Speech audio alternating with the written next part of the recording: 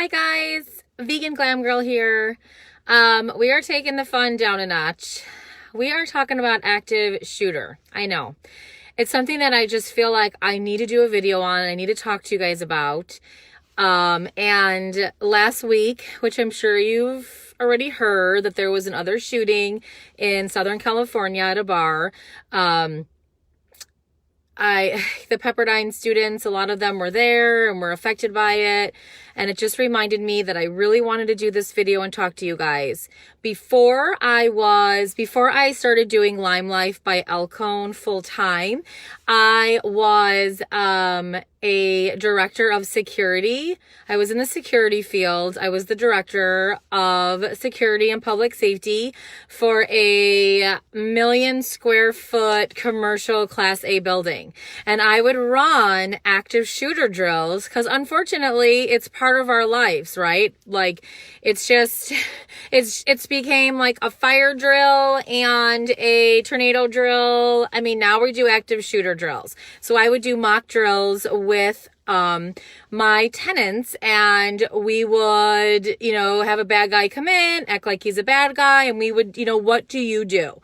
So I wanted to do this video to kind of talk about it, and it's something that's part of our lives. I mean, it's not going away.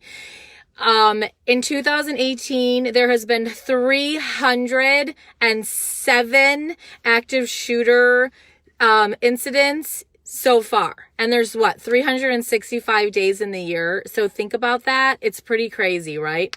307, you guys. That was as of last week. I don't know. It might be higher now.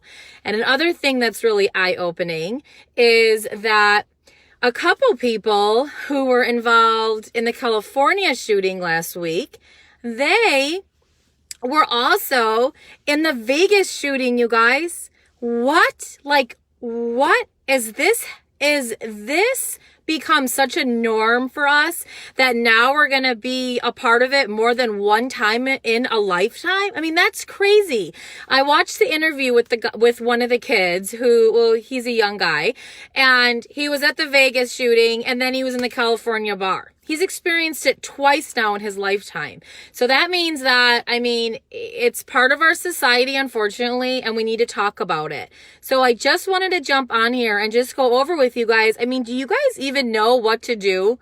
Do you guys know what to do if a bad guy, an active shooter comes into the movie theater or a restaurant or anywhere? Do you know?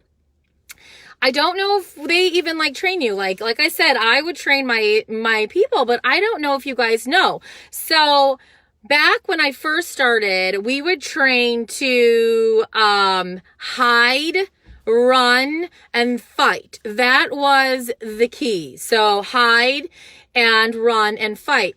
And honestly, recently, not honestly, but what happened was there were all these active shooter things were happening. People were hiding like we told them to, and they're sitting ducks. They're hiding under a desk. They're hiding in a bathroom stall. And so we changed it. So now what Homeland Security did was now it's run, hide, and then fight. So now we're encouraging you guys to run.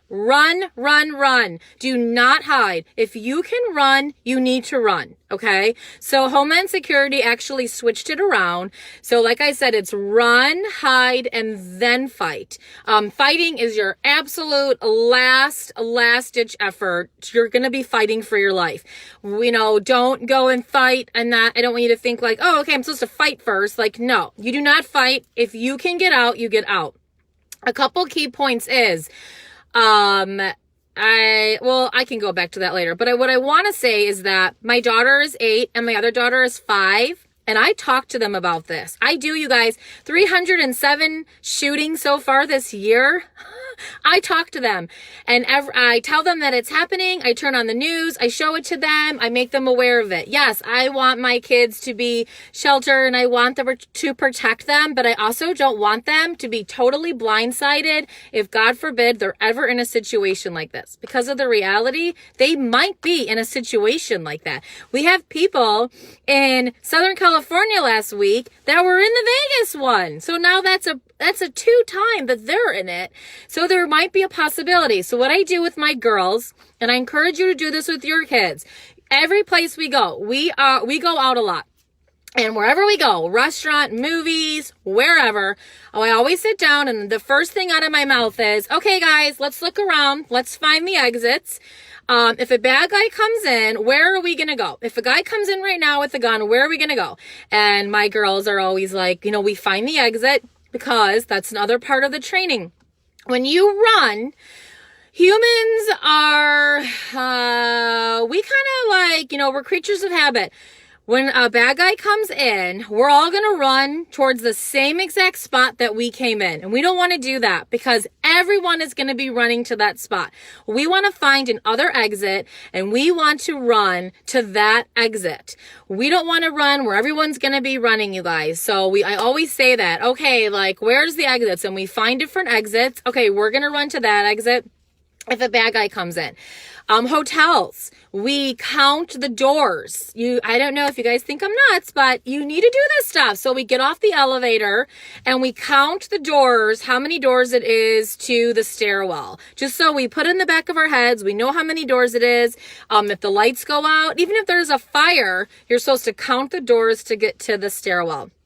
That might be a little bit too technical, but I really want you guys to remember that the 3 things where you need to run for your life. And if somebody is holding you back or telling you, you got to stay here or we got to hide, absolutely not, you guys. This is your life. This is your life. You need to run. So get out of there if you can. In Orlando, the shooting that happened, I'm sure you know, these people were hiding in the bathroom stalls, you guys. They were hiding in there. And I understand, like, there's this guy with this gun, and if you're close to a bathroom door, trust me, I know you're going to run in the bathroom door, and you're going to hide in the bathroom stall. And I also know that he was in there for 2 hours. So it's like, I can only imagine you've got to be petrified. But another thing you got to be is the mindset of, this is my life.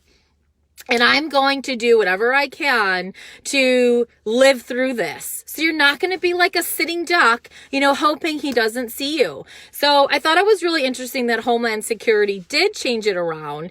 They do want you to do it back. They do want to do it differently. But yes, you guys, I thought this was like so important to tell you guys. I just want you to know what to do, God forbid, if you're in this situation. And I want you to also educate your kids, educate your family. And now my kids, they're 8 and 5, you guys, and they're aware of it. We go into place, they'll be like, okay, Mom, like, well, where's the exit? They'll bring it up. Or they'll even be like, Mom, that guy looks suspicious. And I'll be like, good for you. Like, listen to your intuition. If you think that guy looks suspicious, keep an eye on him. I think it's fantastic. We need to educate our kids on this, you guys. We need to let them know that, unfortunately, this is part of our society now. And unfortunately, it's something else. My daughter came home, of course, in September and was like, hey, Mom, we did our, what did she call it? Our silver code drill. And I'm like, what? A silver code drill? Yeah, Mom, a silver code drill. I go, what else did the school tell you? And they didn't say too much. And then I told my daughter, okay, that is your active shooter drill. And she was like, I thought so. They don't even call it active shooter. I think that's wrong. I know it's scary for kids, but you know what's scary? When kids have like no idea that this stuff is going on and they're in this situation, at least we can prepare them a little bit so they're not in shock. They're going to be like, oh my gosh, you know what I mean? Like, what is this? So I tell my daughter, that's an active shooter drill. Yeah, Mom. And then they said, they were calling code, no, that's an active shooter drill. And you need to know that you're training, you are doing a drill just in case a bad guy comes into your school. So I do know at the schools, it's a little bit different. I want you guys to know that I'm going to give you a couple things of the worst things to do if, God forbid, you're ever in this situation. one of the worst things to do is if you're in this situation and there's an active shooter going on and you know, you're in this building or whatever, do not pull the fire drill, you guys. Do not do it. I used to do trainings and I used to say that, okay guys, like, you think pulling a fire drill is a good idea? And people would raise their hand. Yeah, that's a good idea. That's a bad idea. You do not want to pull a fire drill because all you're doing is you are creating targets. You are creating a war zone for this active shooter. You're going to pull the fire drill. All of a sudden people are going to stand up because that's how we are, right? Oh, it's a drill. Is it a drill? I don't know. Let's start exiting. And everyone's going to start walking out single file. No one's going to know what's going on. And you're going to be walking out and the active shooter is going to be like, oh, sweet. Everyone's lined up and they're walking out. So do not pull the fire drill. Do not. What you need to do is you need to run. You need to run, okay? You need to run because you're running for your life. Like, this isn't like, this is serious. You need to run. And if you can't run, if for some reason you cannot run, you might be in the worst spot possible, okay? You might be in the worst spot possible. Fine. Then you need to hide. And hiding scares the crap out of me because, like I said, it used to be hide, run, and fight, but they changed it because you're hiding like a sitting duck, and then the active shooter's like, perfect, you know, hello, boom. So if you have to hide, you know, hopefully it's, let's say you're lucky enough to find a room. You close that door, you lock it, you turn off those lights, and you put something in front of that door, you guys. A copier machine, a dresser, anything you can think of if you're in that kind of situation. If you are in, you know, a movie theater and you can't make it to the exit and you make it to the bathroom, you lock that door, you turn off those lights, and you move a garbage can, anything you can think of, a barrier in front of there. So you do that. And then for some reason, if for some reason they find you, the active shooter has found you, you couldn't run, you're hiding, you don't have a chance to hide, you need to fight. You need to pick up anything you can. Pick up a chair, pick up a garbage can, pick up anything and fight this person, because honestly, you're fighting for your life. So another thing is, if you are running and God forbid you're running and there's like at the venue in Vegas where, you know, he's up in Mandalay Bay and you're just in this open field of concert goers and you start hearing gunshots. If it's a situation like that, you want to run like zigzag, because that is a really hard target to get something, object that's running, you know what I mean? Like not straight. You just want to like run for your life. So anyways, I really wanted to do this. Like I said, I was the director of security for 10 years. I would do trainings on this all the time. It is so important. I encourage you to talk to your kids about it. I encourage you to watch this replay if you're just jumping on, and talk to your husband, talk to your wife, talk to your family. Whenever you are out, you guys, whenever you are out, look around. Tell yourself, what would I do right now if a bad guy walked in those doors? What would I do? And something else that I always do too, I did it today. I went out for lunch with my daughter, and I did this today. Wherever I go, I position myself so I can see the front door. Wherever I go, if I'm sitting in a restaurant, if I'm sitting anywhere, I always have my eye on that door. We need to be aware of our surroundings, you guys. We need to be aware of our surroundings, okay? We need to know what's going on.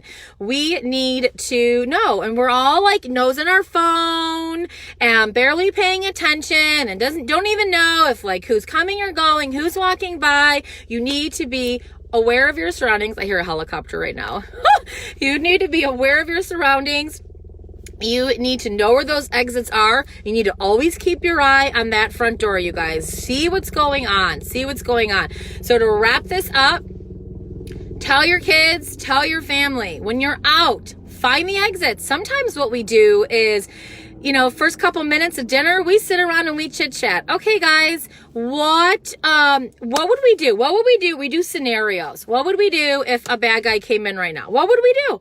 And we talk about it. Like, I would grab this, I would grab that. Unfortunately, we have to talk about it because it is part of our society. So know your surroundings. talk to your family about it. And the 3 key things, you guys, is to run. If you can't run, hide. And if you get caught in your hiding spot or there's no place to hide, you want to fight. This is for your life. If any questions, you can send me a PM. I did this for a living for over 10 years. I have a lot of knowledge on it, and it's just important to talk about it. So have a great day, guys. Bye.